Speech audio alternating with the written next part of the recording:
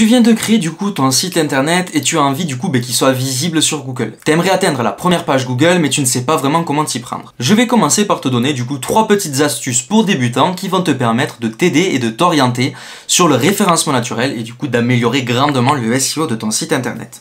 On se retrouve sur le tableau de bord de mon site internet et la première chose qu'on va faire c'est installer une petite extension qui vient s'appeler Yoast SEO. Donc voilà, on va aller dans extension et l'ajouter. Moi elle est déjà ajoutée.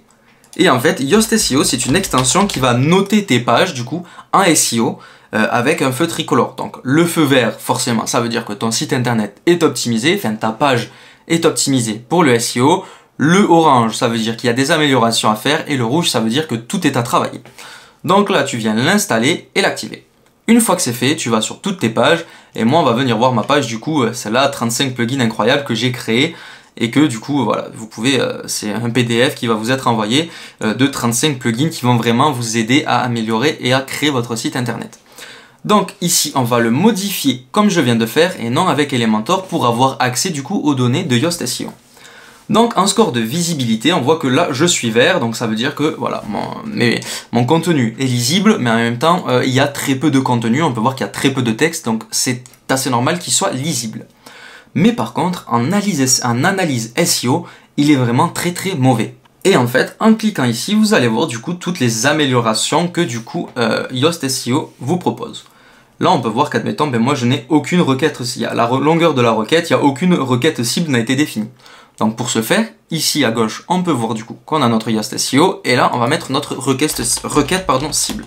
Donc on va mettre, admettons, plugin WordPress. Hop.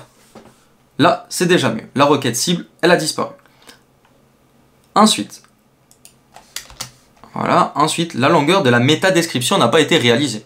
Donc, on vient descendre ici et on vient tout simplement chercher une métadescription. Découvrez, admettons, 35 plugins WordPress nécessaires pour créer un site internet. Vous voyez, on est toujours dans l'orange, donc ça veut dire que ce n'est pas assez long.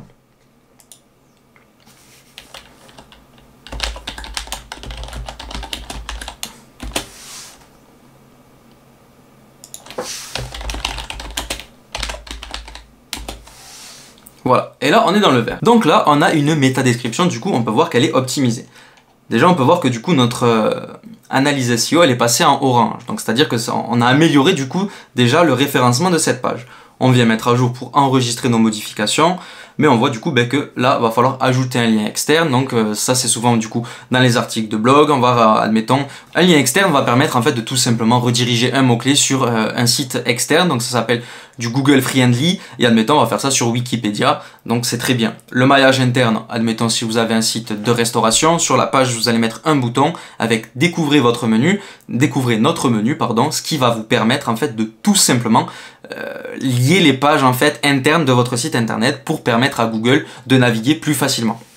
Voilà, densité de la requête, etc., etc. Là, vous pouvez lire en fait toutes les options que Yoast SEO va vous proposer pour améliorer du coup votre site internet. Là, vous voyez les requêtes dans les titres, donc là, il va falloir tout simplement aller modifier les requêtes directement dans la page du site internet pour améliorer son score SEO. La deuxième solution, c'est en fait, on va aller voir du coup les pages et on voit du coup qu'il y a souvent des images sur ces pages-là. Le problème du coup des sites internet que je peux voir, c'est que les images sont beaucoup trop lourdes, ce qui fait du coup que en fait le site va mettre énormément de temps à charger. Et ce n'est vraiment pas optimisé ça pour le référencement naturel. Donc les images qui sont vraiment lourdes, on peut du coup les compresser directement sur un compresseur d'images en ligne. On peut choisir le premier, vous mettez dans Google compresseur images en ligne. Et ici, vous allez pouvoir du coup faire glisser vos images qui font 1, 2, 3 MO sur ce compresseur en ligne, donc les JPEG ou les PNG, pour qu'elles vont venir les compresser et elles seront beaucoup moins lourdes et du coup plus rapides à charger. C'est vraiment très important ça pour optimiser votre référencement naturel. Donc une fois du coup que vos images sont bien moins lourdes, vous les remplacez par celles qui existent. Et ensuite, on va aller dans la médiathèque et continuer d'optimiser ces images. Tout simplement, admettons, voilà, là j'ai une image, voilà, vous pouvez la voir. Déjà, elle fait 2560 pixels par 1707, donc c'est pas optimisé parce qu'il faut qu'une image, la largeur, enfin la taille de l'image maximale fasse la taille d'un écran qui est de 1920 pixels par 1080 pixels. Voilà, c'est assez important. Donc essayez également de les redimensionner Et en plus de ça, on va également ajouter un texte alternatif. Pour quelle raison? Parce que Google, en fait, quand il arrive, les robots Google, quand ils arrivent sur vos pages, ils lisent le code. Donc ils vont lire tout le code de la page, ils vont lire la balise d'image, mais par contre, si du coup il n'y a pas de alt, ils ne vont pas savoir de quoi en fait l'image parle. Parce que les robots Google ne voient pas les images, ils voient que le code. C'est pour ça que si vous mettez un texte alternatif, là admettons, ici là c'est une table de mariage, moi je viens mettre ici table de mariage, Google va savoir tout simplement du coup que cette photo parle d'une table de mariage. Donc ça va optimiser encore plus votre référencement naturel. C'est très très important. Et la troisième solution, la troisième astuce, on va dire, vous allez aller dans les réglages et dans les permaliens. Dans les permaliens, vous allez venir choisir titre de la publication, c'est très très important, parce que ça va vous permettre en fait de pouvoir modifier les URL de vos pages et du coup de les optimiser pour le référencement naturel. J'ai encore vu des sites internet qui étaient sur simple ou date et titre, et du coup ça va venir mettre la date et le titre du coup dans l'URL ici, ou alors carrément ici point d'interrogation p égale 236 qui est le numéro de la page, et ça c'est vraiment catastrophique pour votre référencement naturel. Sachez du coup que l'URL de chacune de vos pages est très très important pour optimiser le référencement naturel.